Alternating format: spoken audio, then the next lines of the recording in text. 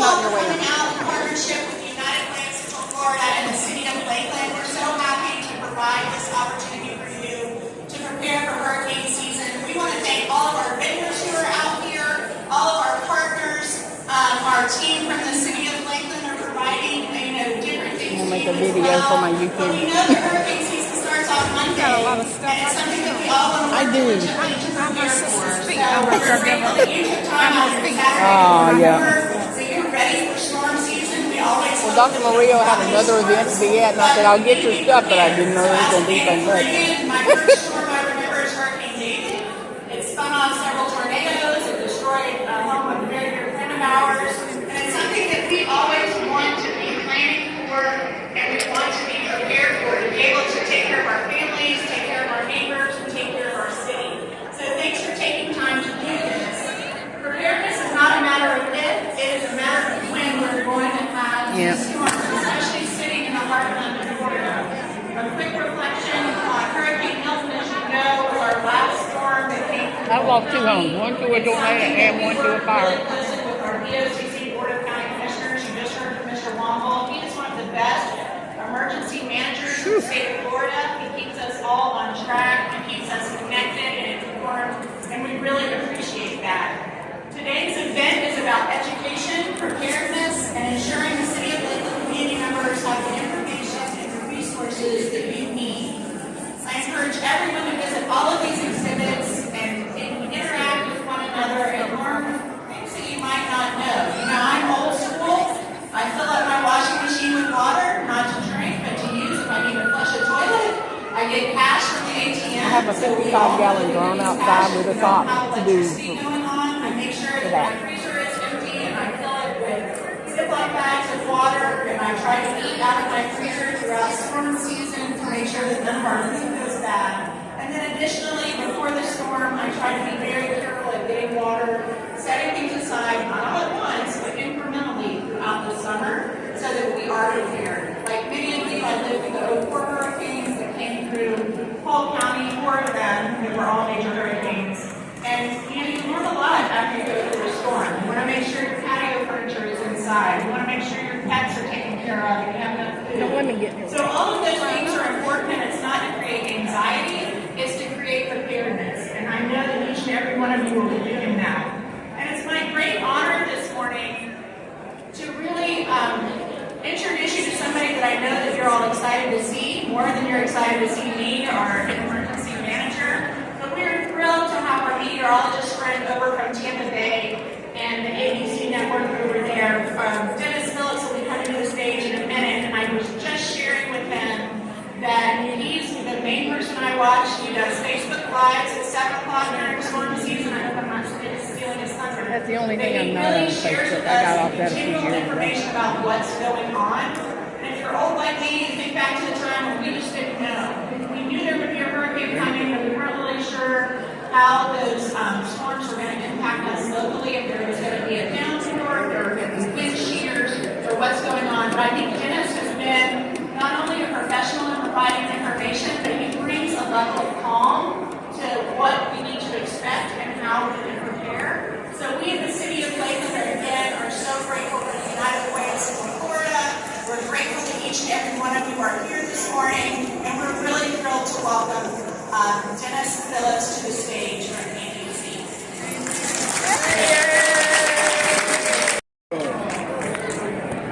There are so many hurricane expos out there today. We all know that the season starts on June 1st, and I've had an opportunity to talk to quite a few areas over the last several months, and for that matter, the last 34 years. I started here back in '94. And I'm sure you all can relate to this. When it comes to Polk County, I'm sure a lot of y'all feel like we don't get the coverage in Polk County when it comes to hurricanes like some of the coastal areas do. And it kind of makes sense for some folks because y'all don't have to worry about the surge. But more often than not, in fact, I'm curious, how many of y'all were here back in 2004 when Hurricane Charlie was coming? A lot of folks, right? So most of the folks who live anywhere from Sarasota and Manatee and Pinellas and Pasco County, they all came this way and ended up evacuating toward Orlando. And if y'all remember, that storm went right up, made that turn in Punta Gorda, and ended up right coming into Orlando with 130-mile-an-hour winds. Came back to Lakeland It's kind that of a funny time, story. It's how right I started before it wearing hit. those ridiculous suspenders in the first place.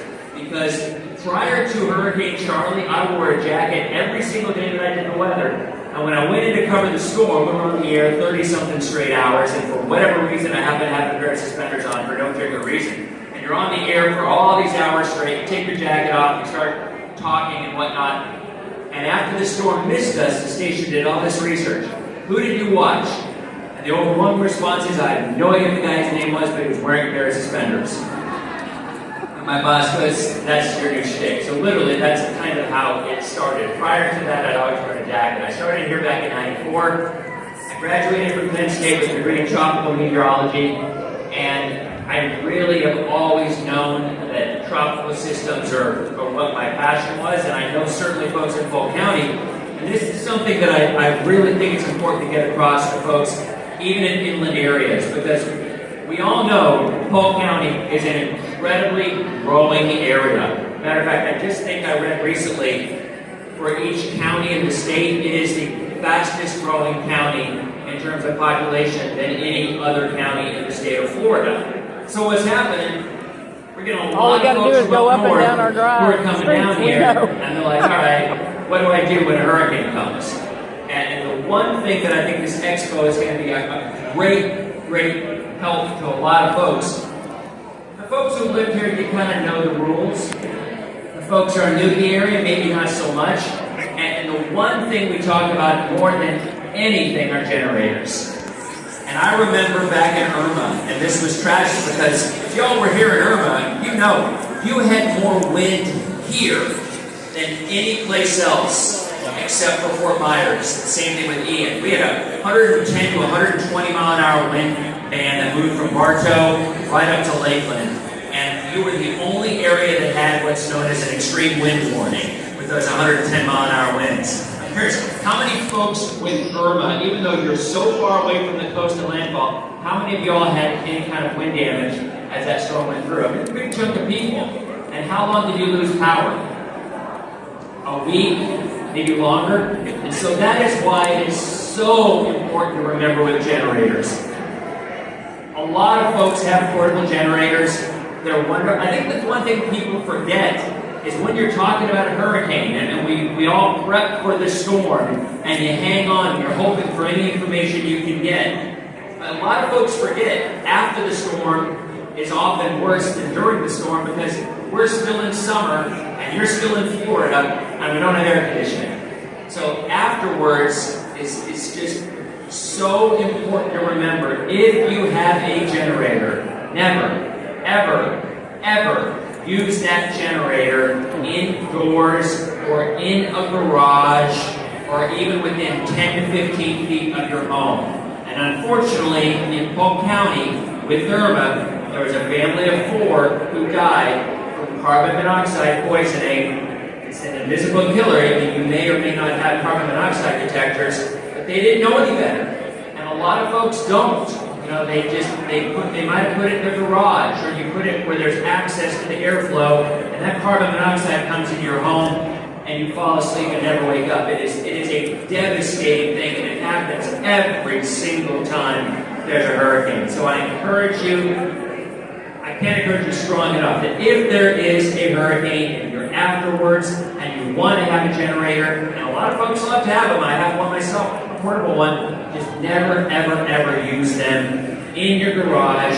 You always want to have the high-end extension cords and run it at least 20 feet away from your home, and it literally can be life-saving. So when we're talking about this hurricane season, and I'm sure there's going to be tons of information out there. And by the way, really great job to the folks in the United Way who put this together. Let's give a round of applause to the United Way. Honestly, this is the first time they've actually put this expo together, and I was talking to Alex and saying, well, you know, we were thinking maybe we might get 500 people for the entire event. There was already 500 people here in the first hour. So and that shows us that there is a ton of interest and people want and need to know how to stay safe. And the mayor mentioned, and I think the speaker before that, mentioned social media. Social media is one of those things that it's kind of a good thing and a bad thing, because 10 years ago when people would come up and talk to me, 10 years ago, 99% of the time I watch you on TV. Now, 99% of the time I follow you on Facebook or Instagram. It is the way that people are getting information. And that's great when the information is good. But unfortunately, sometimes you can go on TikTok or you can go on whatever source you go on and you have no idea where that data is coming from. So as they said earlier before I walked up here, find your sources. And look, I'm going to be totally honest with y'all. I've worked in this market for a long time. The Tampa Bay area has some really strong meteorologists that have done it for a long time. And you guys are kind of in between. You're very close to Orlando too. So some people might watch the Orlando market if you live in Polk County. Paul Delgado is a good buddy of mine over at Fox. Paul's been doing it about the same amount of time that I've been doing it. There's a lot of meteorologists in this market that give great information. And my point is, find one that relates to you, that you can actually understand, that it makes sense. So when they're talking to you and giving you advice, it doesn't go over your head or you're kind of confused by what they say. Find your source and stick with it. The maps that we have over here, so these are just kind of something that I always think is really important. This year's a perfect example. You've probably heard a ton about El Nino, or Super El Nino, or Godzilla El Nino. I mean, I've literally heard all of it. There's nothing unusual about an El Nino. They happen very frequently. All it is warm water off the coast of South America, and as it goes up and goes down, it has a big impact on us here in Florida. So, yes, we are having an El Nino this year. Yes, it will have an impact on us. Probably not the way that you're thinking, because by far the biggest impact on Florida in an El Nino is not during hurricane season. It's later in the fall and in the winter when we get a lot of rain. So the drought that we're experiencing right now, let me tell you, by this winter it will be gone. I don't care how much rain we get during the summer. El Ninos always bring Florida a ton of rain later in the fall and in the winter. So that's the good news. We're not going to have to worry about the drought nearly as much. What about hurricane season? All right, so you look at this map right here, and that's the month of July historically. And all that means is that shows you the number of named storms that we have per 100 years. You look at July, there's not too many. And the majority of them are offshore. Now, once we get into August, you can go ahead and answer the next one out. When we get to August, I'm going to pause this. Then all of a sudden, things really start to get more hectic, right? But this is something, it's so important to me, and you'll hear the forecast. We're going to have a quieter season this year. What does that mean? Yes, we will overall have fewer named storms than we've seen over the last 5 or 6 years. We're probably going to end up with about 13 or 14 named storms. We've been having anywhere between 15 and 20. So we are going to have fewer storms. But I'm telling you flat out, the number of storms that we see here in the state of Florida, especially on the Gulf Coast, there's no relationship between how many we get in an El Nino year. Now, if you want to talk about the Carolinas, if you want to talk about South Carolina, yes, they will see fewer storms overall. But Florida, the Gulf, there's no difference whatsoever. So don't get caught up in, well, you know, we're going to get few, the weather guys are saying we're going to get fewer storms, so we're probably going to be fine. Why not show you? But remember, you've heard it say it a million times, it only takes one. You think back in the early 90s, how many of y'all lived in Florida back in the early 90s? A few? Remember that one year in 1992, we had 6 named storms. It's a quiet year. One of those storms was Hurricane Andrew, Cat 5. South Florida. If you ask anybody in Homestead in South Florida, was it a quiet year in 92, they'd probably smack you upside the head because they know how busy it was with the one storm. Now, I will tell you something else. In an El Nino year, the impacts on the Gulf are negligible. So we more often than not have just as many Gulf storms. Now, Polk County is interesting because if you get a storm that's cutting across from the east, you might have about the same impacts as you have a storm cutting across the west. I mean, I remember in 2004 when Lake Wales got hit by all of them. Literally, Lake Wales had a bullseye right on top of them with Charlie, Jean, and Francis. So you guys can see it from both sides. But the important thing to remember about these graphics are, look at where the colors are the brightest. Look at the reds and the yellows. What do you notice about those more than anything? Notice that they stayed offshore. And that's really important to remember. Now we'll go from August to September. And September is the historical peak of the hurricane season. And if you look at September, you will see historically there are far more storms than in August. Look at that red color. But again, look where the track of those storms stay. Mostly offshore. So I don't care how many storms form if they all stay offshore. If they don't impact us, who cares? I mean, the media loves to hype it, and you always hit. I hear this more often than anything.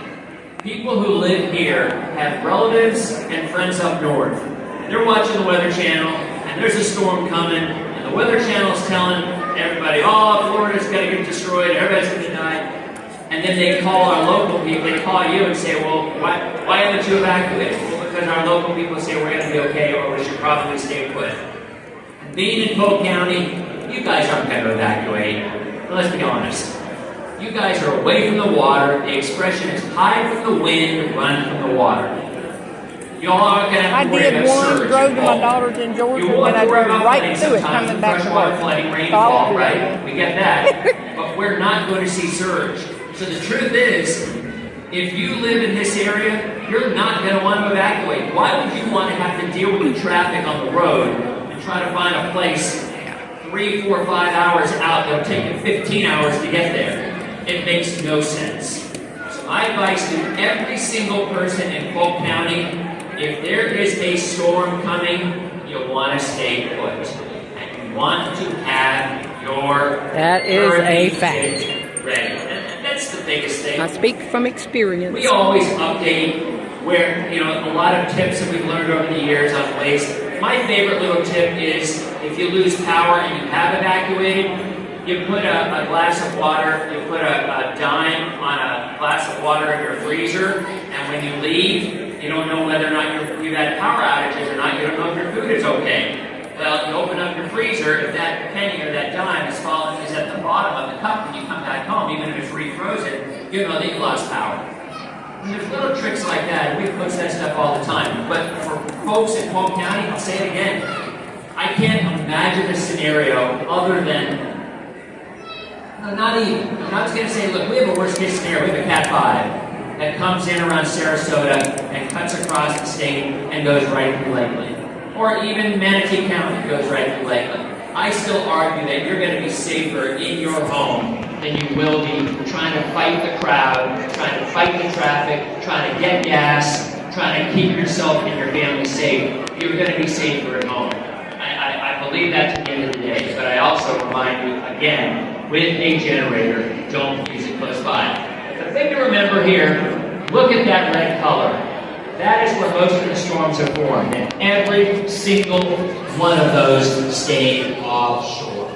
So when you hear all the hype for the hurricane season, whether it's going to be a busy year, whether it's going to be a quiet year, the odds are for us, really, there's not a relationship. I've done the math, I've done the research. For our area, for the Bay Area, the odds of us being hit are no higher or no lower in an El Nino than any other year.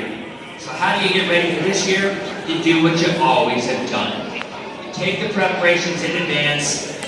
You follow. I do tell people to follow on social media. There's videos out there where people are just hitting refresh over and over again. 2 years ago, as Helene and Milton were coming through, because that's how people are getting their information. But the one thing to remember, this is September. Look how busy it is. Look at October. The last major hurricane to hit the Bay Area directly was 1921. It was over 100 years ago. Now people can argue, what about Helene? Helene was 150 miles offshore. Never made landfall in the Bay Area. How crazy is that? We got a 7 or 8 foot surge out in Polk. but along the coast from a storm that was well over 100 miles offshore. Milton. You know, people ask about Milton. It made landfall in Siesta Key. I argue that Siesta Key is really not the Bay Area. I think it's more like Sarasota, south of Sarasota. So I still believe that it's been over 100 years. So why do we normally not see direct landfalls from the Gulf Coast until October? Because look at the track in October. Look at where they start.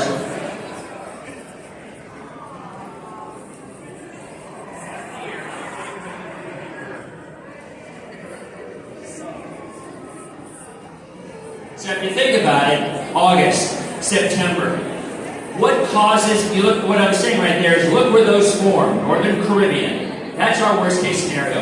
You want to know our worst case scenario right here? It's that track right there. A storm that forms in the Northern Caribbean, goes into the Gulf, and hooks right into Florida. That normally doesn't happen. The majority of the time the storms go up north, into the Panhandle, into Tallahassee, or west toward New Orleans. So why is it that we don't, if it's been 1921 since the last major, over 100 years since the last major hurricane to hit us directly, why so long? Have we been lucky? Maybe a little bit, but the reason is pretty simple. Some of us call that blessed. What causes a hurricane coming in from the south to hook right into Florida? A front, a cold front. How many cold fronts do we get in July and August and early September, right? Like hardly ever. So because we don't see a cold front, the majority of those storms are going to continue to go right on up toward the Panhandle. Occasionally we do. Charlie. We did get a trough that kicked Charlie into Punta Gorda and ended up going into eastern Polk County as well.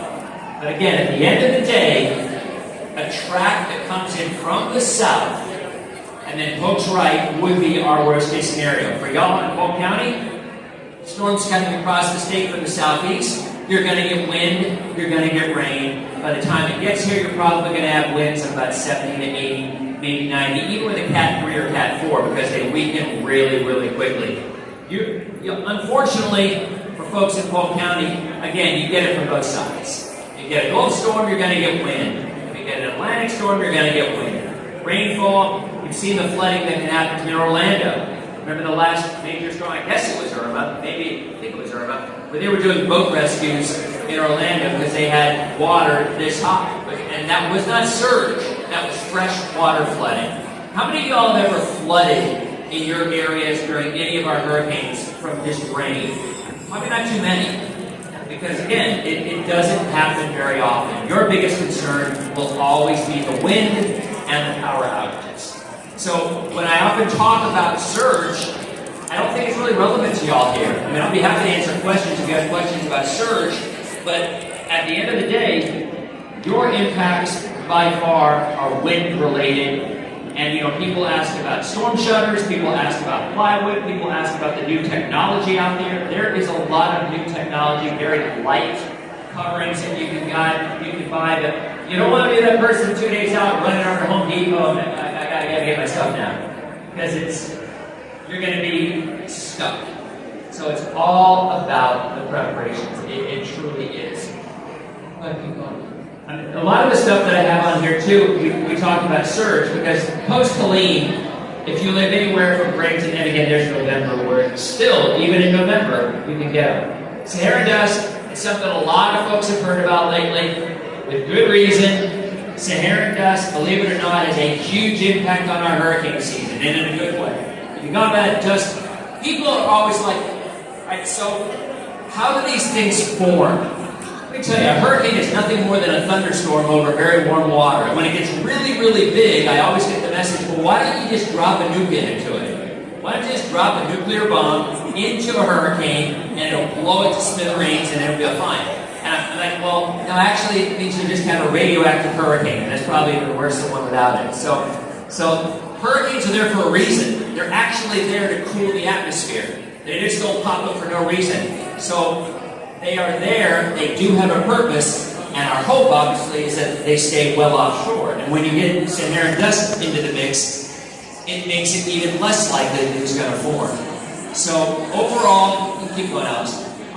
Overall, when you're looking at what develops, what is our biggest timeline for impacts? It would be late August through early October. Those are the times, usually in June, always in June, and almost always in July. Anything that forms in the Atlantic or the Gulf is going to have minimal impacts on us other than rain. Winds are not an issue. So if you hear anybody talking about a Cat 3 or a Cat 4 or a Cat 5 because the GFS model, which it always overdoes stuff, earlier this week the GFS had a Cat 4 hitting Florida next Thursday. Last year, there was some studies done. Over the 1 year period, the GFS predicted 462 hurricanes for the Atlantic. There were 17. So, if you go on social media, if you read anywhere, you see the GFS is saying, block it out right there, because it's meaningless. It is a total waste of time. Obviously, water temperature is a big thing. When the water is over 80 degrees, that's what we consider the magic number for development. The hotter the water, the stronger the storms. It's real simple.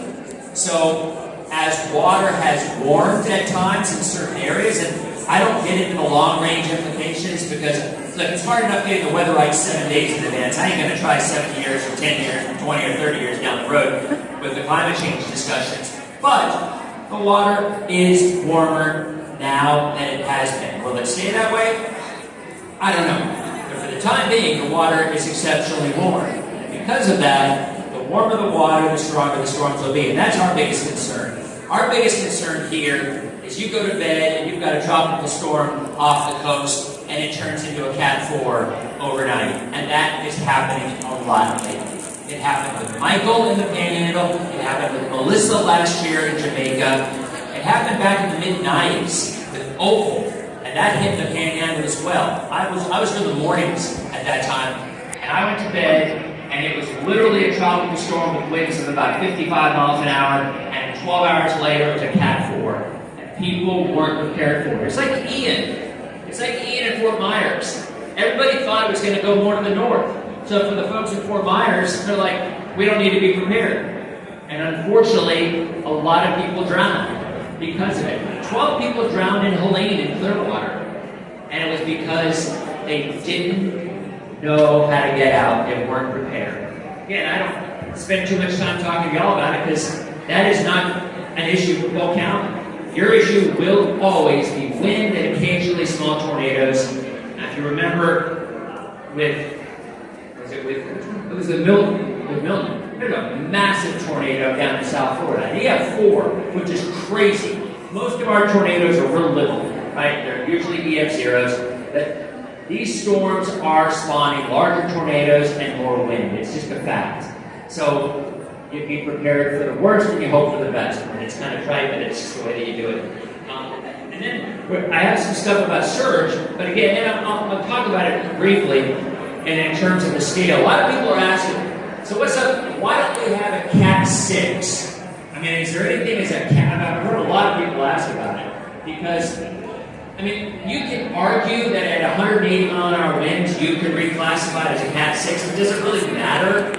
Does it matter to you if you're sitting at home and you're hearing you're going to have 155, it's a Cat 5, or you're going to have 175, that's a Cat 6? I don't think the way you prepare would be any different. You're going to hear 155, and you're like, I'm going to get down to Dodge, or I'm going to be prepared. So it is something that a lot of people talk about lately. You see the area called the MDR, the main development region.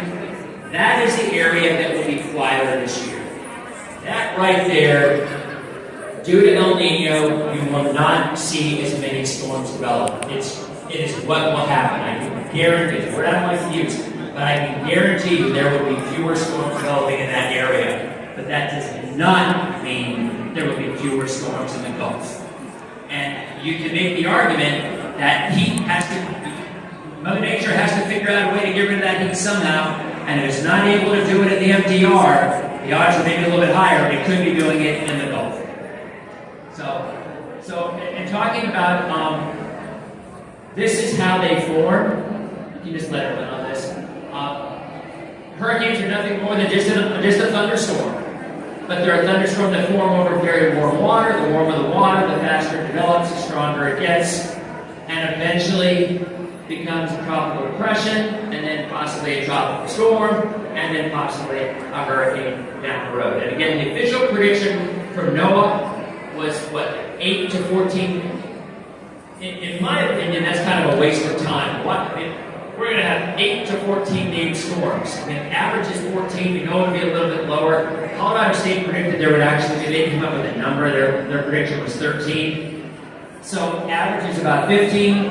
So yes, we will have fewer than normal storms, but as we said before, it only takes one. So the scale goes from tropical depression to tropical storm to hurricane, and the different categories of hurricanes, obviously 1, 2, 5. If you get a 1 and you live in this area, the impacts will be minimal. Some power outages, no structural damage. If you get a 2, that's when you start, and we've had here in Polk County, we've had some hurricane force winds of Cat 2. We have had that. And this is obviously the times in which it's most likely to see, and that would be a third of all named storms happen in September. October, we still have a little bit of an uptick. See that uptick there, right mid-October? That is us. That uptick in mid-October is a Gulf scenario. And even though it doesn't happen often, if it's going to happen, that is where it's going to happen. And again, this goes and shows you where the storms most likely form in the month of June. They form in the Bay of Campeche, or they form in the Northern Caribbean, Northern and Western Caribbean. And that's what the GFS was actually predicting last week for one of those who come into Florida. It's backed off on it now, as it always will. And then the Bahamas. So that's June. And then you go to July, and you start to open up. You still continue with the areas in the Gulf and in the Caribbean, but you start to see areas develop a little bit more to the east. There's something else. If you're doing any cruising this summer, feel good about the fact that the Caribbean is almost always shut off during an El Nino. Last El Nino we had, literally there were 0 named storms in the Caribbean. That is the area that is impacted mostly because of the way that El Nino cuts off the other wind pattern. So the Caribbean storms will be a non-factor this year, more than likely. The far stretches of the eastern Atlantic will see fewer, but we still have the Gulf. And that ultimately is going to be the area that we'll have to watch. And it's part of living in Florida. That's where we have it. Which quadrant of the storm is the worst? It would be the northeast quadrant. So a storm that's coming in from the south, let's say it moves on shore, Punta Gorda, Siesta Key, we would be in the northeast quadrant here. That is where most of your wind and your surge is.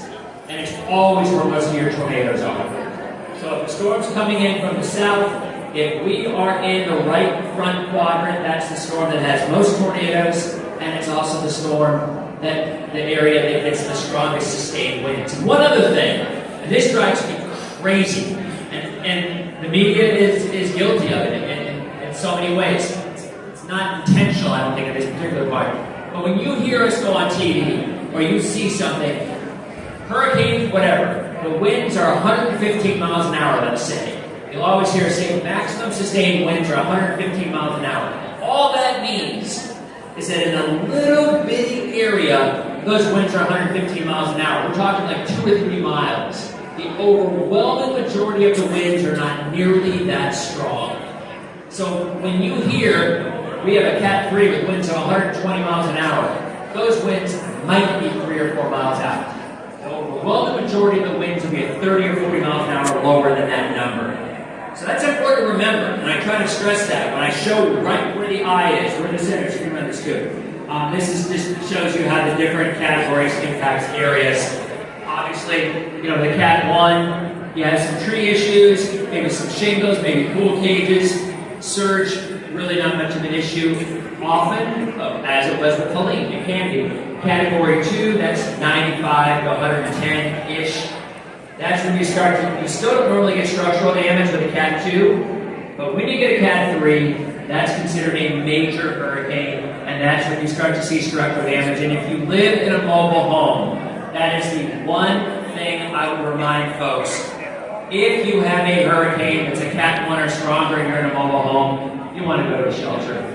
You do. I know it's annoying, I know it's inconvenient, but mobile homes are simply not safe when you have winds over 75 miles an hour. And there are, you know, the shelters that are open. Even if you can't get to the shelter, the county has ways to get people to those shelters. And if you have pets and you want to bring a pet to your shelter, you need to know in advance which shelters allow pets. I'm going to be honest with you. The majority of the time, if there's a big storm coming, those shelters are going to let you in even if you don't have a pet. I mean, even if you do have a pet, you haven't told them. They're not going to tell you that in advance, but I know from experience and I know from talking with all the EOC folks, if you show up and you have your dog or your cat and you have them in a crate, they're not going to say you can't come in.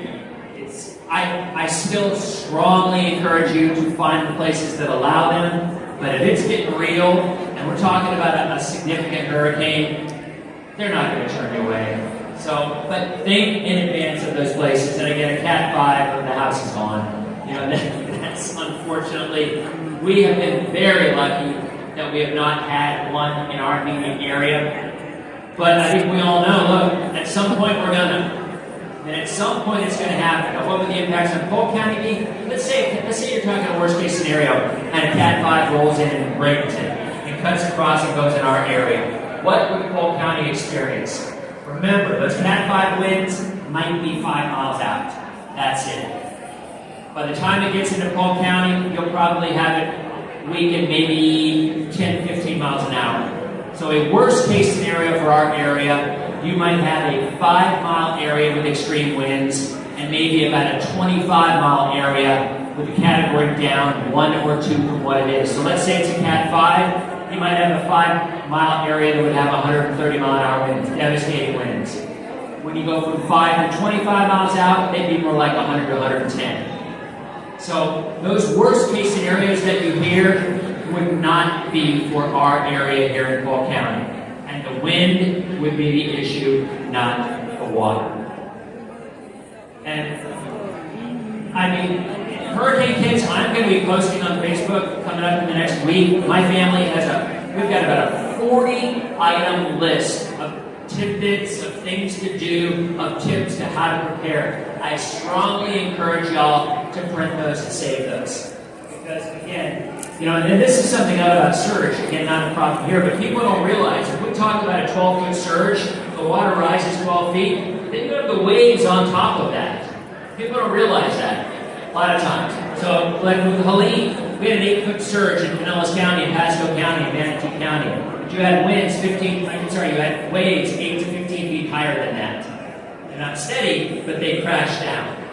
But again, fortunately in Polk County, you will not have to deal with that. So, I kind of gave you a little bit of an overview. This season will have fewer named storms. It will. The Caribbean will be quieter. The odds of us seeing a storm in the Gulf that would impact us here in Polk County directly are probably no higher and no lower than any other year. In terms of your hurricane kits, I strongly suggest downloading or printing up a list and kind of go through it, because there's lots of things that people, and I'm sure most of you have done this now, because to be honest, Polk County has had more wind than most of any place else in the Bay Area over the last 10 years of our storms. We certainly had more wind with Irma than anybody else. And again, dating back to 04 with Francis, Gene, and Charlie, you had a ton of wind. So if anybody has any questions about preps or about the season in general or anything, I'd be happy to answer. I really encourage you to walk around to the experts for your homes, you know, to ask about mobile homes and ask about evacuation routes. You want to know your evacuation route. You've already kind of heard me say, in my opinion, if you're in Polk County, more often than not, you're going to stay put. It's safer, but if you do choose, and do not go on the road until you know that you have a hotel somewhere. What I do with my family, a week out, and y'all know, if you're watching TV or you're getting updates and you'll see that cone out there, and you'll be like, well, it's probably not going to hit us, but 7 days out, if that cone is anywhere near you, what I do, I go online and I go to one of those sites that you don't have to pay for the hotel in advance, and I will make a reservation a week out for like 2 weeks. And then I cancel it 24 hours out beforehand if the storm doesn't come. Because my family had to go to Atlanta. That was the closest hotel we could find with Irma. literally, and I'm in Pinellas County, and it took them 15 hours to get to Atlanta because everybody was evacuating with her. So what I do, again, I book that hotel in advance if you're really convinced that you're going to evacuate. But I'll say this again, in my opinion, if you're in a mobile home, you go to a shelter. If you don't want to go to a shelter, then you would want to try to book a hotel. But the majority of y'all right here, right now, you're probably not going to evacuate if the hurricane's coming. You're going to hunker down. You're going to have your generator if you have one. If you don't, the suggestion is 1 gallon of water per person per day for the first 3 days. So however many people you have in your home, if you have 4 people in your home, that's 1 gallon of water per person per day, so that's 12 gallons of water. I always remind people, you can fill your bathtub, you can fill your washing machine, any place. Some people, they're dishwashers. You put some of your safe papers in your dishwasher and things that are waterproof. If you have insurance, flood insurance, that includes rainwater. That is something that you may have to deal with. You cannot get flood insurance before a storm comes. It's a 30-day waiting period. Flood insurance is actually pretty reasonably priced. It's not very expensive compared to homeowners insurance, which is ridiculous, that's through the roof. But if you're going to get flood insurance, which will cover rainwater, because let's say you have your window goes out and all the rain goes into your home and causes all this damage.